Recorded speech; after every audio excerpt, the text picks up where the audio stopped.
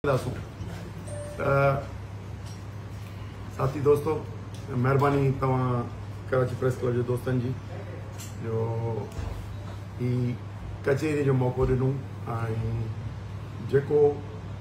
माज़ी करीब में थी गुज़रियो आहे उन खां पंहिंजे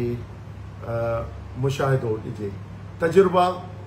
ऐं मुशाहिदा, ऑब्जर्वेशन एंड एक्सपेरिमेंटेशन। साइंस हूंदी बि आहे त मुख़्तसरन स्टार्ट मूंखे थोरो पोयां वठिणो पवंदो त जॾहिं खां ज़मीनूं ऐं पाणीअ जो मामिलो इशू थियो आहे उहो 2-3 सालनि जे विच जी ॻाल्हि आहे। पहिरीं सिंध गवर्नमेंट जो ॿियनि सूबनि जो बि हूंदो, पर सिंध गवर्नमेंट जो आइडेंटिफाई करणु ज़मीनूं इहो 2002 जी स्टोरी आहे। 2022-23 जी आहे, सॉरी 22 जी स्टोरी आहे। आइडेंटिफाई कयूं त कहिड़ी ज़मीनूं आहिनि। 23 में डिसंबर 22 में तव्हांजे प्रेस क्लब जे अॻियां ई असां हिकिड़ी राति बुख हड़ताल कई त mines and minerals J bill ते हुकूमत प्रोविंशियल असेंबली रेज़ोल्यूशन ॾिनो हो, पावर्स पंहिंजा सरेंडर कया त उन ते फ़ैसिला फेडरेशन करे सघे थी। असांखे उते ई कंसर्न शुरू थिया त छा थियण वारो आहे।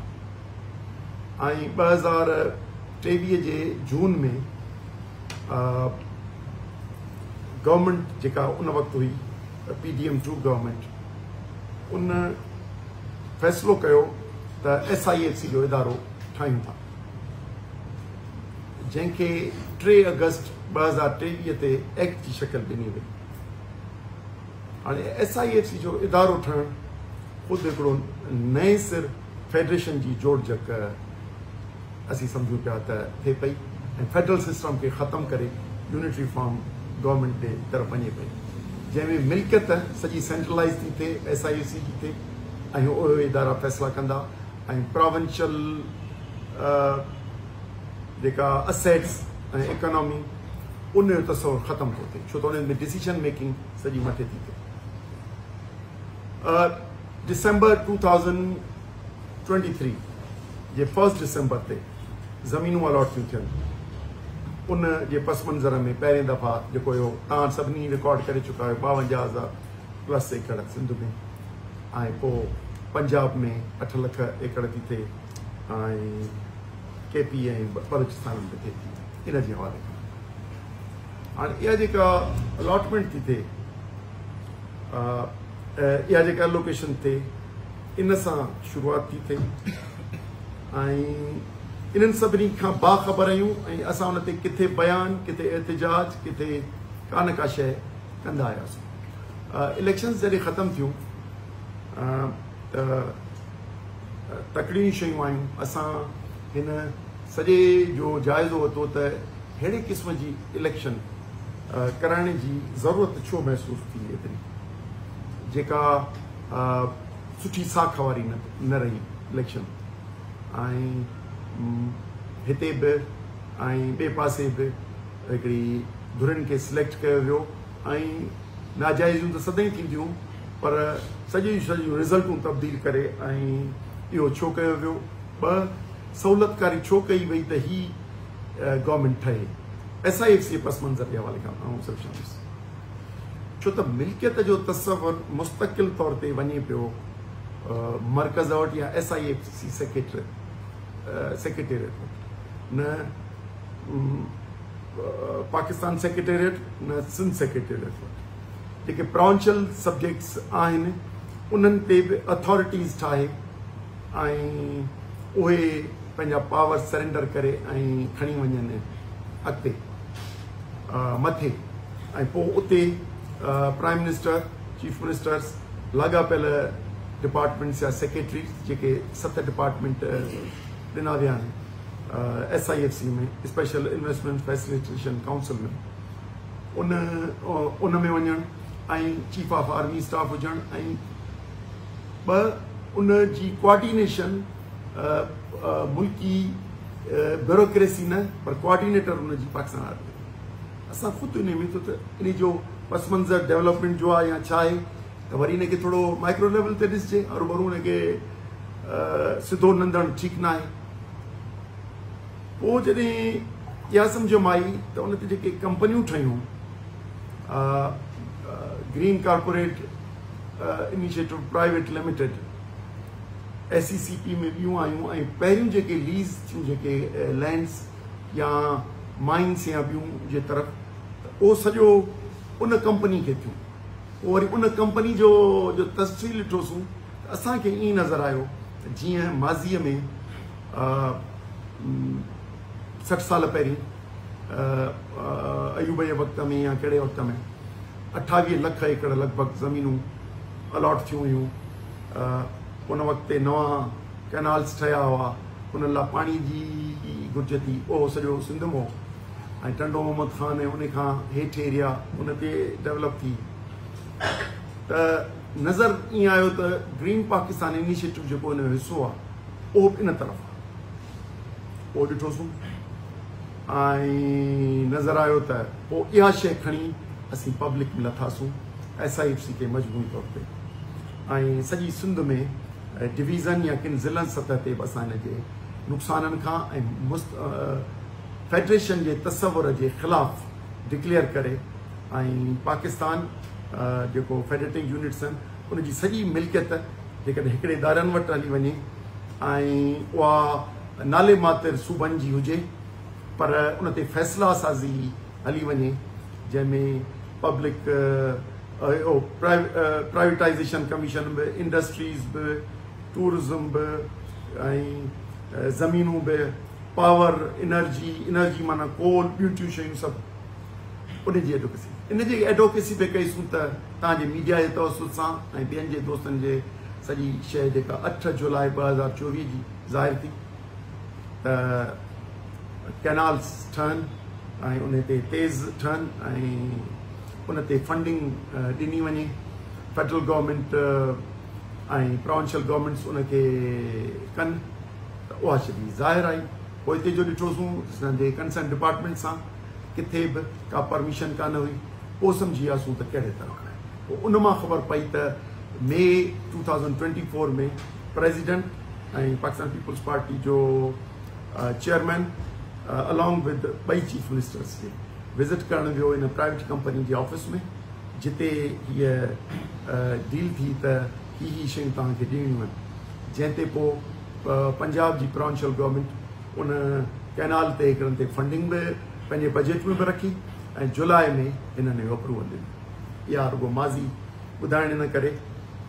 तजुर्बो असां मुख़्तलिफ़ दोस्तनि सां जिन सां राब्तो कयो पोइ ॾिठोसीं त federal government provincial government Pakistan peoples party Noon league ऐं उन्हनि जूं अलाइज़ इते ई खड़ तेल कोन्हे निकिरो 2 एस्टेब्लिशमेंट जिन हिननि खे आंदो आहे मैनेज्ड पावर में उहे बि ख़ुदि कंपनी सरकार बि गॾु आहे इन प्रोजेक्ट्स में ऐं बेनिफिशरी आहे ऐं मुस्तक़बिल में जेकॾहिं इहे सभु रिसोर्सिस लॉन्ग टर्म में वञनि था हलिया त उनजा नुक़सानात पहिरियों सेक्टर हो एग्रीकल्चर जो त एग्रीकल्चर जे सतह ते कीअं थींदो उहो ज़राअत जे दोस्तनि सां वेठासीं उन मां एक्सपर्ट सां वेठासीं इरिगेशन जे उन मां इहो थियो त जेके शॉर्ट टर्म प्रोजेक्ट्स आहिनि 25 लख एकड़नि जा उन में सिंध जी तक़रीबन अध जे खां थोरो घटि 40 सैकड़ो ज़राअत डिस्टर्ब थींदी ऐं जेकॾहिं लॉन्ग टर्म प्रोजेक्ट्स सभु मिलाए छॾियूं त सिंध जी 2/3 थींदी आहे माना तक़रीबन 7 खां 8 मिलियन एकड़ जो पाणी खुटी पवंदो ऐं मौजूदा कैनाल सिस्टम ऐं इरिगेशन सिस्टम सॼो तबाह थी वेंदो ऐं जेके हींअर ट्रेडिशनल क्रॉप्स 100 सालनि खां हिते थींदा अचनि पिया राइस शुगर केन या हॉर्टिकल्चर ते या केलो या असांजी फुटियूं या ॿियो इहो सिस्टम मौजूदा न रहंदो का नए नमूने सां का प्लानिंग करणी पवंदी आहे ऐं इहो सॼो 1991 अकॉर्ड जे टोटल मनाफ़ी आहे जो उन तरफ़ ॾिठोसीं न करे इहो गस न ॾिसंदे पब्लिक जो गस ॾिठोसीं उते राय आमा ठाहिण जी ॻाल्हि कईसूं मुख़्तलिफ़ सियासी जमायतुनि सां मुख़्तलिफ़ आबादगार तंज़ीमुनि सां शागिर्द जमायतुनि सां औरत जमायतुनि सां ऐं वकीलनि सां मुख़्तलिफ़ सां असां जेके सोसाइटी जा जेके सोशल एक्टिविस्ट हुआ उन्हनि सां इहा साॻी तजवीज़ ॾिसूं त इन सां सिंध जी डेल्टा खां साह निकिरणु शुरू थींदो, तबाहत अॻे थी चुकी आहे ऐं सिंध जी जेका ज़राअत आहे उहा सॼो ज़रई सिस्टम सॼो बीह वेंदो ऐं उनखे नए सिर सोचणो पवंदो ऐं 1,22,000 एकड़ ज़मीन जेका 22 लख एकड़ 1 करोड़ 22 लख एकड़ ज़मीन जेका सिंध जे कमांड एरिया मां या बलूचिस्तान सां मिलाए 1 करोड़ 36 लख एकड़ ज़मीन जंहिंजो पाणी सिंध ऐं बलूचिस्तान जो गॾु वेंदो आहे, इन जो मुस्तक़बिल तारीख़ आहे ऐं अॻिते कीअं थींदो। ऐं तव्हांखे सेंसस में बि मालूम हूंदो त 48% रूरल एरिया डिक्लेयर थियल आहे, 52 अर्बन डिक्लेयर थियल आहे। त रूरल जो घणो डिपेंडेंस सॼो इन ते आहे, पर अर्बन बि जेका आहे नंढा शहर उहे बि कंहिं न कंहिं नमूने सां इन ते इनसार कनि। उनजे ख़िलाफ़ पब्लिक में वियासीं, पब्लिक में उनजे लाइ जागरता थी, सभिनी खोड़ सियासी जमायतुनि सभिनी तहरुक वरितो, सिंध में हिकिड़ो आवाज़ उथियो ऐं उन में सहाफ़ियुनि में वरितो त अदीबनि में वरितो, कहिड़ो दाइरो जिन न वरितो ऐं असां उहो सॼी शइ मथे निकिरी आई 6 महीननि में ऐं 6 महीननि में एतिरी ताक़तवर थी आई जो शहर सिंध जो नंढो वॾो शहर में नौजवान ख़ुसूसी तौर ते पर ॿारड़ा औरतूं ऐं मर्द सभु निकिरी आया, सवाइ हुकूमती जेके इतिहाद हो जंहिंमें अलाइज़ MQM पीपल्स पार्टी ऐं नून लीग उन्हनि जा MP MNAs ऐं ॿिया उहे पहिरियों 6 महीननि में बैकफुट थिया ऐं हुननि जी हुकुमरान जेके हुआ उहे वज़ाहतूं ॾींदा रहिया, चीफ मिनिस्टर मिनिस्टर्स ऐं ॿियो ॾींदा रहिया, पर ग़लति बयानी कंदा रहिया। पोइ मीडिया जे ज़रिए ॿियनि जे ज़रिए असांजे ज़रिए उन्हनि शयुनि ते जेके ग़लति बयानियूं कयूं वयूं त उहो कैनाल सिस्टम न आहे, यकीनी तौर ते कॉन्ट्रैक्ट कोन अवॉर्ड थियो हो, पर इहा थी वई त 48 लख जेका प्रपोज्ड लैंड आहे उन मां 9 लखनि खां 10 लखनि जे विच में ज़मीन एलोकेटेड थी वई आहे, 2 खां 3 लख कॉन्ट्रैक्टेड थी वई आहे, लख खां मथे आबाद थियणु शुरू थी वई आहे। इहे फिगर्स ज़ाहिर थी वयूं त यकीनी तौर ते जॾहिं ज़ाहिर थी वयूं त उहो माण्हुनि उहो वर्जन मञियो ऐं हुकूमती नैरेटिव खे न मञियो ऐं सॼी सिंध उथली बीठी। ऐं पहिरीं त असांजी ॿी मीडिया उर्दू मीडिया 3-4 महीना 5 महीना असांखे इग्नोर कयो, पर पोइ हिकिड़ो वक़्तु अहिड़ो आयो जो जॾहिं असां इस्लामाबाद या ॿियनि में वञणु शुरू कयो ऐं उहे सियासी पार्टियूं जेके यानी तहरीक तहफ़ुज़ आईन पाकिस्तान वारियूं या ॿियूं जेके अपोजिशन जूं जमायतूं हुयूं उन्हनि जॾहिं ओन कयो, PTI उनखे कयो, जमा इस्लामी इनखे कयो, महमूद खान PMAP खयो, BNP खयो, त वहदतुल मुस्लिमीन खयो, त हिकिड़ी शयूं ॻाल्हि वधी आई ऐं उहा पोइ सॼी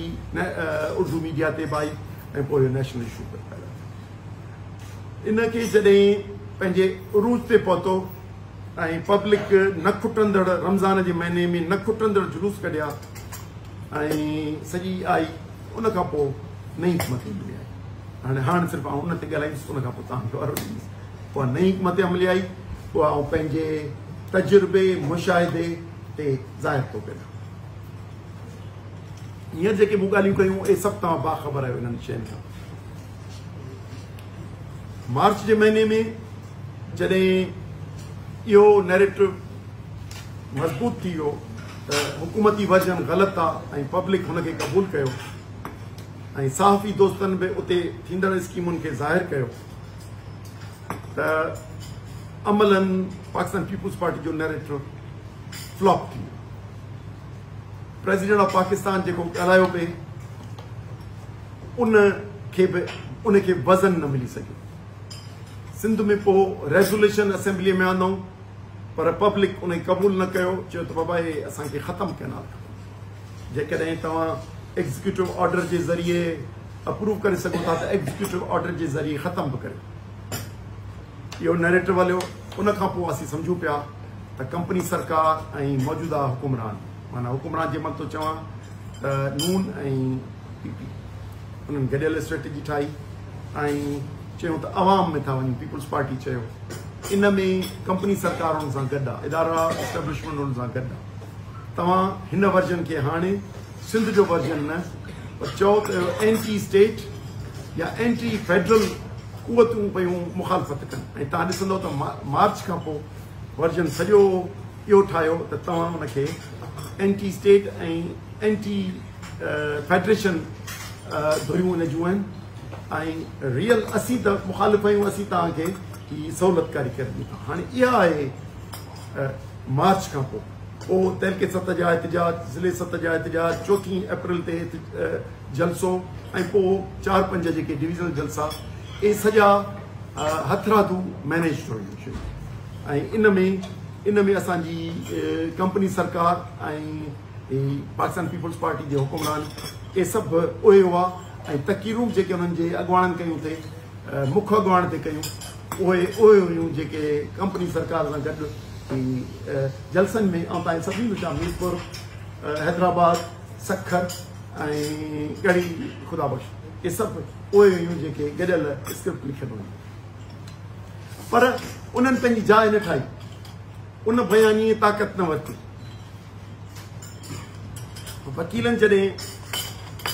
वकीलनि 12 मार्च ते एहतजाज कयो, पहिरियों रैली हैदराबाद में। 12 अप्रैल ते वरी ॿियो प्रोग्राम रखियो।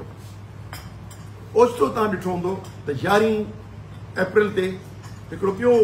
वकीलनि जो पैनल तकिड़ो हिकिड़े कराची हाई कोर्ट बार में हिकिड़ी तकरीब रखी वई, ऐं उन में तकिड़ो अनाउंस कयो त 18 तारीख़ ते इहो कजे। ऐं आऊं पंहिंजी इंफॉर्मेशन, तजुर्बे ऐं एक्सपेरिमेंट सां इहो थो ॿुधायां त फर्स्ट वीक ऑफ अप्रैल में जेको हींअर फ़ैसिलो थियल आहे डिले करण जो, इहो करे चुका। हाणे उन लाइ किथे स्टेज सजाइणी, हुननि पंहिंजे स्टेज इहा सजाई, ऐं इनखे कीअं एंड करियूं हिकिड़े 2 ॾींहंनि में, ऐं कंहिं थर्ड पार्टी खे, पॉलिटिकल जे बजाए थर्ड पार्टी खे ॾियूं, छो त पॉलिटिकल जेको वर्जन आहे उहो नेशनलिज़म खे हथी थो ॾे, ऐं नेशनलिस्ट पॉलिटिक्स माज़ीअ खां वठी कीअं थी वई आहे वारी कचहरी ॿुधाईंदोसांव, हींअर वरी उन ते नथो ॻाल्हायां, पर यकीनी तौर ते तव्हांखे उनजो आगाही ॾींदुसि त उन्हनि 18 तारीख़ ते ॾिनो, उहा सरकारी प्रोग्राम आयो। पोइ ही जेका 12 ते रखियल हुई, उन्हनि 12 वारनि वरी 17 ते ॾेई छॾियो ज़िद में, ऐं हुननि पंहिंजो उन ते धरणो आहिनि। यकीनी तौर ते उन धरणे में पोइ गॾिजी विया दोस्त, ऐं 2 ग्रुप गॾिजी ऐं पोइ गॾु हलिया, ऐं धरणे में ग़ैर मामूली सिंध जे माण्हुनि जी शिरकत, उन सॼी शइ खे जेको 2 ॾींहंनि जो में ख़तमु थियणो हो, उनखे 12 ॾींहंनि में बि ख़तमु करण में वॾी पीड़ा करणी पई, छो त जॾहिं पब्लिक लखनि में अची वञे, ऐं 5 त हुननि जा थी सघे थो त हुननि जा ठहियल गुॾा हुजनि, पर जॾहिं सभई हज़ारे वकील हुन में ऐं जेन्युइन हिकिड़ी तहरीक थी वञे, पोइ मुमकिन न रहियो कि उन्हनि खे डिक्टेट करे सघे, पर उहे हरकतूं थींदियूं रहियूं। ही ख़तमु थी, ऐं जेका ॾिनो वियो हिते वकीलनि खे आख़िर में, जेको CCI जेको वर्जन ॾिनो, त इन ते कमेटी ठाही, इन ते अॻे बि तव्हां वर्जन ॾेई चुका आहियूं त प्रेसिडेंट ऑफ पाकिस्तान आसिफ ज़रदारी जेको ग्रीन पाकिस्तान इनिशिएटिव जी मीटिंग कई, इहो बि आइन खां मथां क़दम हो। वरी हींअर जेको CCI फ़ैसिलो कयो आहे, इहो बि आइन तहत फ़ैसिलो न कयो आहे, आइन तहत या फ़ैसिलो करणो या कमीशन लाइ सदर खे मोकिलणो, वरी उहो फ़ैसिलो कयो अथनि। आउं सम्झां पियो त जीअं माज़ीअ में सिंध में चवंदा त एहसास महरूमी आहे, असांजे महरूमनि खे चवंदा एहसास महरूमी आहे, ईअं हींअर बि चवनि पिया त ग़लति फ़हमियूं आहिनि, उहे असीं हिन जूं कढी ऐं कैनाल ऐं ज़मीनूं ऐं भरपूर कंदासूं, ऐं हुननि जे ग्रुप जेके civil military bureaucracy, corrupt politician ऐं इंटरनेशनल जेके के आहिनि कॉर्पोरेट कल्चर जा माण्हू, उन्हनि जे फ़ाइदे लाइ असांजी हीअ ख़िलाफ़ ठही आहे, ही जेका स्कीम आई आहे ऐं उनखे नेशनल इंट्रस्ट में करे ऐं ॾिनो पियो वञे त इहो वेस्टेड इंट्रस्ट आहे जेको आउं सम्झां पियो त मजमूई तौर ते पाकिस्तान जे फेडरेशन लाइ पाकिस्तान में सूबनि में जे लाइ दुरुस्त न आहे ख़ुसूसन सिंध लाइ तबाही जो प्रोग्राम आहे उन करे असांखे इनखे उन नज़र सां ॾिसंदे असीं सम्झूं पिया इन मां निकिरण लाइ हींअर जेके बि रस्ता बंदि थिया आहिनि छो त पाकिस्तान में जंग अची वई यकीनी तौर ते जंग जे करे शयूं कुझु शयूं डिले थियूं पर उन मां हाणे असां उन मां निकिरी ऐं पंहिंजे प्रोग्राम खे मुतहरिक करणु घुरिजे ऐं सिंध जो अञा पाणी जो मामिलो रुकियो ज़रूरु आहे पर जलालपुर ठहे पियो जेका अण बराबरी वारी जलालपुर माना 2 लख एकड़नि जो पाणी ठहे पियो ऐं ग्रेटर थल कैनाल ऐं चोलिस्तान ये कैनाल्स कोन आहिनि ये कैनाल्स एंड सिस्टम्स आहिनि ग्रेटर थल कैनाल माना 4 कैनाल ऐं 6 शाखूं ऐं चोलिस्तान माना 2 वॾा कैनाल ऐं उन मां लातादाद शाखूं ऐं उन करे सिर्फ़ु पंजाब जा प्रोजेक्ट्स ई ॾिसंदासूं त उहे ई असांजे मजमूई तौर ते सिंध जो 2/3 ऑफ पाणी खणी वेंदा उन करे आउं सम्झां पियो त असांजे सिंध जे माण्हुनि खे इन ते अॻिते अचिणो पवंदो असां पंहिंजे तजुर्बे में असां मूं पंहिंजा अहवाल ॾिना हीउ जेको मौजूदा अरेंजमेंट कयो वियो आहे असांजे कंपनी सरकार ऐं पाकिस्तान पीपुल्स पार्टी गॾिजी त माण्हुनि खे हाणे एंटी स्टेट यानी पाणीअ जी मूवमेंट या ज़मीनुनि खे बाराइण जी मूवमेंट हाणे असांजी ज़मीन असांजी नंबर 1 एजेंडा आहे जेका पाकिस्तान पीपुल्स पार्टी 13 लख आइडेंटिफाई थियल आहे सिंध मां एकड़ जिन जी रवानगी सिंध गवर्नमेंट यानी पीपुल्स पार्टी में चयो सिंध गवर्नमेंट उन जी रवानगी शुरू करे ॾिनी आहे ऐं सिर्फ़ु 192,000 थरपारकर ॾे प्रपोज़ड आहे 2 लखनि खां मथे प्रपोज़ड आहे आइडेंटिफाइड थियल आहे खैरपुर में बाक़ी हींअर जेका 52,000 जी आहे उहा असांजी ठट्रो सिजावल बदीन थरपारकर खैरपुर में इहा त ॾिनी वई आहे ऐं इन्हनि ते असांजे नईं कमांड एरिया पैदा पई थिए ऐं नईं कमांड एरिया में असांजे मौजूदा इरीगेशन मां शाखूं कढियो पिया खयूं वञनि ऐं जेकॾहिं जोईअ जी ॻाल्हि कजे त गाज डैम मां जेकॾहिं सिजावल जी ॻाल्हि कजे त असांजे सिजावल ऐं बदीन जी ॻाल्हि कजे त लेफ्ट बैंक जेको कोटड़ी आहे फुलेली अकरमवाह ऐं इन्हनि मां असांजूं ऐं पिंजारीअ मां निकिरंदो ऐं उमरकोट मां थो थिए त थरवाह ऐं छोर कैनाल उन ते पिया खणनि ऐं सम्झां पियो त सिंध जी मौजूदा जेका अलॉटमेंट आहे उनखे बि कैंसिल थियणु घुरिजे फ्यूचर जेके आइडेंटिफाइड आहिनि इहे ख़तमु थियणु घुरिजनि ग्रीन पाकिस्तान इनिशिएटिव पाकिस्तान जे SIFC पाकिस्तान जे फेडरेशन जे ख़िलाफ़ु आहे इनखे असीं 1 यूनिट प्लस सम्झूं पिया सिस्टम इनखे ख़तमु थियणु घुरिजे ग्रीन पाकिस्तान इनिशिएटिव पाकिस्तान जी यूनिटी जे बजाए किन कंपनीज़ खे फ़ाइदो थींदो उनजा आबादगार पंजाब में हुजनि या सिंध में हुजनि सभिनी लाइ तबाहीअ जो प्रोग्राम आहे उन करे इनखे वापसि थियणु घुरिजे।